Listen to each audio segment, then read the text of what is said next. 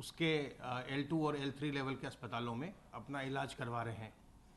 आपको जानकारी है कि प्रदेश में जांच कराने की और इलाज कराने की व्यवस्था बिल्कुल निःशुल्क है। तो अगर आप में कोई लक्षण आए, बार बार खांसी हो या बुखार आए या आपकी सांस फूलने लगे, तो ये लक्षण कोविड के हो सकते हैं और ऐसे में बिल्कुल भी विलंब नहीं करना चाहिए, इसमें कोई संकोच नहीं करना चाहिए। तत्काल अपनी जांच करवाइए और निःशुल्क जांच करवाइए। अगर संक्रमित पाए जाते हैं तो आपका इलाज भी निःशुल्क किया जाएगा। तो किसी भी प्रकार का इसमें संकोच न कीजिएगा। अगर कोई भी मन में दुविधा हो तो स्वास्थ्य विभाग के हेल्पलाइन नंबर 1800 180 5145 पर फ़ोन करके सलाह प्राप्त करिए। अब तक संक्रमण प्रारंभ होने से लेकर अब तक जो लोग उपचारित होने के पश्चात डिस्चार्ज किए जा चुके हैं, उनकी संख्या बढ़कर के 5,92,803 हो गई है। कोविड संक्रमित व्यक्तियों में से आज तक कुल 8,727 लोगों की मृत्यु हुई है। कल प्रदेश में 1,08,661 सैंपल्स की जांच की गई और अब तक कुल मिलाकर के 3,13,95,891 सैंपल्स की जांच की जा चुकी है। सर्विलांस का कार्य हम लगातार कर रहे हैं और अब तक 1,85,689 इलाकों में 5,11,965 टीम दिवस के माध्यम से 3,14,84,005 घरों का सर्विलांस किया जा चुका है और इनमें रहने वालों की संख्या 15,28,75,863 है। आज से कोविड वैक्सीनेशन का एक नया चरण प्रारंभ हुआ है। जो व्यक्ति 60 वर्ष से अधिक उम्र के हैं अथवा 45 वर्ष से 60 वर्ष के बीच हैं और कुछ जो चिन्हांकित बीमारियां हैं उनसे अगर वो पहले से ग्रस्त हैं, तो ऐसे लोगों का वैक्सीनेशन का कार्य प्रारंभ किया गया है। 60 वर्ष से ऊपर के जो लोग हैं उनके लिए किसी प्रकार की कोई भी शर्त नहीं है कि उन्हें कोई पहले से कोई रोगग्रस्त होना चाहिए या नहीं होना चाहिए।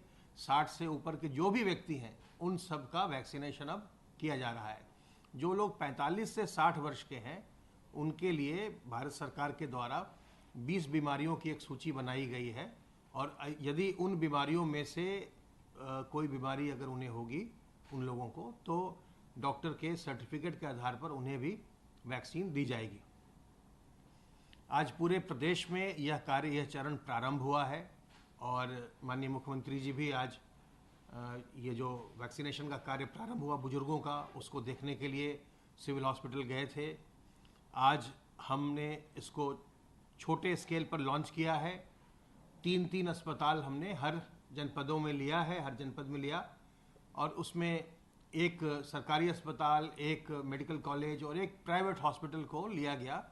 ऐसे प्राइवेट हॉस्पिटल जो आयुष्मान भारत की योजना में इम्पैनल्ड हैं अथवा central government health service scheme जो है उसके अंतर्गत इम्पैनल्ड हैं, वैसे अस्पताल इस कार्य को अपने यहाँ कर सकते हैं। अगर आप 60 साल से ऊपर के बुजुर्ग हैं और आप अपना करवाना चाहते हैं वैक्सीनेशन कोविड के लिए, तो आप अगर प्राइवेट हॉस्पिटल में जाते हैं तो आपको एक डोज के लिए अधिकतम 250 रुपये का भुगतान करना पड़ेगा। लेकिन अगर आप सरकारी अस्पतालों में आते हैं तो वहाँ पर यह निःशुल्क है, वहाँ पर कोई भी भुगतान नहीं करना है। और इसके लिए बहुत जल्दी हम, जैसे आज हमने प्रारंभ किया जनपदों में 3 अस्पतालों से, लेकिन बहुत ही शीघ्र हम इसकी संख्या बहुत ज़्यादा बढ़ाने जा रहे हैं और इसकी संख्या बढ़ा करके जहाँ जहाँ ये वैक्सीनेशन किया जाएगा उन सब की जानकारी हम आपको उपलब्ध कराएंगे, जिससे कि आप अपने घर के आसपास जो केंद्र हो उसका आप चयन कर सकें और अपनी सुविधा अनुसार जा करके अपना वैक्सीनेशन करवा सकें। वैक्सीनेशन के जो दिन होंगे वो भी हम प्रकाशित कर देंगे, जिससे आपको मालूम हो। वैसे आप जानते हैं कि सामान्य तौर पर हम अपने प्रदेश में बृहस्पतिवार और शुक्रवार को वैक्सीनेशन का कार्य करते हैं, वो यथावत चलता रहेगा। और जो तिथियां होंगी वो हम प्रकाशित कर देंगे, जिससे कि आप अपने सुविधानुसार केंद्र का और तारीख का आप चयन कर सकेंगे। आप घर बैठे ही वैक्सीनेशन के लिए अपना रजिस्ट्रेशन करा सकते हैं, और इसके लिए जो कोविन प्लेटफॉर्म है वहाँ जाएंगे तो आपको वैक्सीनेशन के लिए जो लिंक है वो आपको मिल जाएगा, वहाँ पर आप करवा सकते हैं। या अगर आपने अपने फ़ोन में आरोग्य सेतु ऐप डाउन कर रखा है तो आरोग्य सेतु ऐप के द्वारा भी, उसके माध्यम से भी आप अपने वैक्सीनेशन के लिए अपना पंजीकरण करवा सकते हैं। तो ये बिल्कुल ही सेफ वैक्सीन है। 2 तरह की वैक्सीन लगाई जा रही है अपने देश में, दोनों ही बिल्कुल सेफ हैं, दोनों ही असरदार हैं। तो जिन लोगों का अब वैक्सीनेशन प्रारंभ हुआ है, जो बार बार हम लोग ये अनुरोध करते थे कि बड़े बुजुर्ग घर से न निकलें और उनको संक्रमण होने पर जटिलता रहने का खतरा होता है, तो अब ये अवसर आया कि जो बड़े बुजुर्गों का वैक्सीनेशन प्रारंभ हो गया है, उन्हें अपना वैक्सीनेशन ज़रूर कराना चाहिए। एक बात मैं फिर से दोहराना चाहूँगा कि वैक्सीनेशन जब तक दोनों डोज न हो जाए, उसके बाद भी और कुछ समय व्यतीत न हो जाए, तब तक शरीर में पूरी इम्यूनिटी नहीं आती है।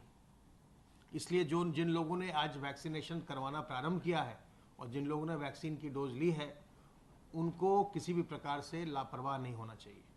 उन्हें सावधानी बरतनी है। उनके मन में ऐसी कोई भावना नहीं आनी चाहिए कि अब हम संक्रमित नहीं हो सकते। अभी आपका पहला डोज है, अभी आपके प्रतिरोधक क्षमता विकसित होनी है, इसलिए सावधान रहिए और सावधानी बरतते रहिए। अपने दोनों डोज को लीजिए और उसके पश्चात कुछ समय और हो जाएगा, तब जाकर के आप पूर्णतया प्रतिरक्षित हो जाएंगे। उसके बाद भी पूर्णतया प्रतिरक्षित होने के बाद भी सावधानी बरतते रहना अच्छा है, क्योंकि जो आदतें हमने कोविड में डाली हैं वो आदतें हमें कोरोना वायरस के संक्रमण के अलावा और भी कई प्रकार के संक्रमण से बचाती हैं। जैसे स्वाइन फ्लू का जो संक्रमण होता है H1N1 का, उससे भी इससे बचाव होता है। जैसे जो ट्यूबरकुलोसिस है उससे भी बचाव होता है इन्हीं सावधानियों से। और ऐसे ही जो डायरिया डिसेंट्री है उससे भी बचाव होता है जब अपने हाथ को हम बार बार साफ करते रहते हैं साबुन पानी से। तो सावधानी बरतते रहनी है। और जो वैक्सीनेशन अभी प्रारंभ भी हुआ है, तो जो इतनी बड़ी आबादी है प्रदेश की, उसके एक बहुत ही छोटे प्रतिशत को अभी लगाया गया है। जो हेल्थ केयर वर्कर्स हैं उनमें अभी हेल्थ केयर वर्कर्स में 7,08,444 हेल्थ केयर वर्कर्स ने अपनी पहली डोज ले ली है, और उनमें से 5,55,997 अपनी दूसरी डोज भी ले चुके हैं। अभी उनका सेकेंड डोज का और भी काम अभी चल रहा है। हमारे यहाँ जिन लोगों ने फर्स्ट डोज लिया है उनके सेकेंड डोज का रिस्पांस काफ़ी अच्छा है, और जो थोड़े बहुत 5-6% लोग जो सेकेंड डोज के लिए नहीं आए हैं, उन्हें भी हम फ़ोन करके सूचित कर रहे हैं कि आपका डोज छूट गया तो आकर के आप अपना सेकेंड डोज ले लीजिए। इसी प्रकार से जो आंकड़े मैंने पहले बताए थे वो फ्रंटलाइन वर्कर्स के थे। 7,58,444 कुल हैं हमारे फ्रंटलाइन वर्कर्स। इनमें से 5,55,997 को पहली डोज लग गई है, अर्थात 73% फ्रंटलाइन वर्कर्स ने पहली डोज ले ली है। अगर हम हेल्थ केयर वर्कर्स की बात करें तो कुल 9,09,690 हेल्थ केयर वर्कर्स रजिस्टर्ड थे। इनमें से 7,24,402 हेल्थ केयर वर्कर्स ने पहली डोज ले ली है, जो 80% है।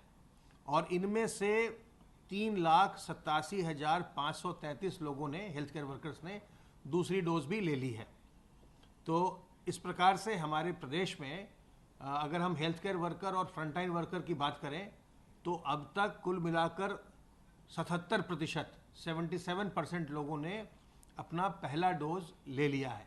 और जो थोड़े बहुत छूट गए हैं उन्हें हम धीरे धीरे कवर करते रहेंगे। 60 साल से जो ऊपर के व्यक्ति हैं उनसे मेरा अनुरोध है कि वो अपने रजिस्ट्रेशन करा के वैक्सीनेशन ज़रूर करा लेंगे, इससे उनकी सुरक्षा होगी।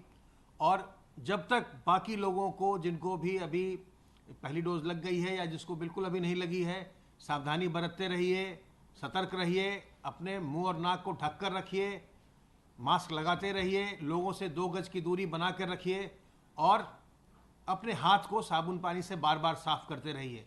सावधान रहिए, सतर्क रहिए, स्वस्थ रहिए, संक्रमण मुक्त रहिए और प्रसन्न रहिए।